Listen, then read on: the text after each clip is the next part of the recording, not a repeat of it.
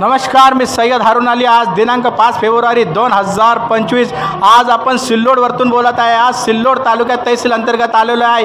सिल्लोड उपविभागीय अधिकारी लतीफ पठाण साहेब और सिल्लोड शहराचे कर्तव्यदक्ष तहसीलदार साहेब संजय भोसले साहेब आणि आज आपल्या सोबत आहे सिल्लोड शहराचे नायब तहसीलदार कर्तव्यदक्ष शेख हारून साहेब यांच्याकडून जाणून घेऊया सिल्लोड तालुक्यातील शेत वस्ती गाव तांड्याहून आलेले महिला निर्धार महिला DBTचं इथं काम चालू आहे। खूप मोठ्या प्रमाणे महिला असल, अजून ज्येष्ठ नागरिक महिला असल ह्या आणि अपंग व्यक्ती हे आलेले आहे।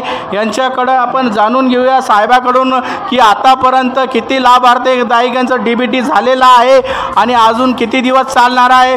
सर अस्सलाम वालेकुम, आपका दैनिक लोकफन न्यूज़ में स्वागत है। सर, सिल्लोड शहर में काफ़ी 3-4 दिवसापासून कार्य चालू आहे DBTचं, तर तुमचं DBT बद्दल प्रतिक्रिया व्यक्त करा।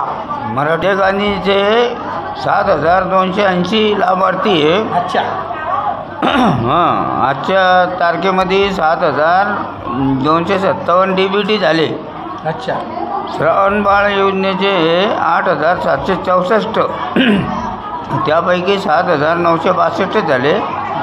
आधार व्हेरिफिकेशनचे काम चालू आहे आणि त्याचे DBT पोर्टलवर अप्रूव्ह करण्यात येत आहे।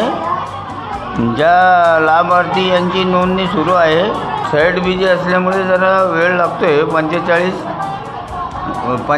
ते 50% काम झालेलं आहे। सर, किती तारखेपासून चालू आहे कार्यक्रम आणि किती दिवस राहणार आहे अजून? हे आज 28 तारखेपासून चालू आहे। अच्छा। अजून 8 दिवस चालू नाही।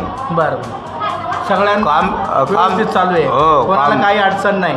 काम पूर्ण करणार म्हणजे करणार ते। अच्छा, व्हेरिफिकेशन, आधार व्हेरिफिकेशन आणि पासबुक आणि OTP येईल, त्याचं OTP झाल्यावर व्हेरिफिकेशन। हां, ते OTP मुळे थांबलेले अच्छा। ही गर्दीची आहे ना। हां हां, OTP ते त्यांच्या मोबाईलचा OTP आला का अच्छा। मग आम्ही डायरेक्ट त्यांना लॉग इन करून टाकतो ते। हो हो हो, मग ते त्यांचं पेमेंट डायरेक्ट त्यांच्या त्या अकाउंटवर पडून जाईल, त्यांना पे कर, शासनामार्फत त्यांचं पेमेंट पडून जाईल। आपल्याकडे काही संबंध नाही मग यांचं। बरं बरं।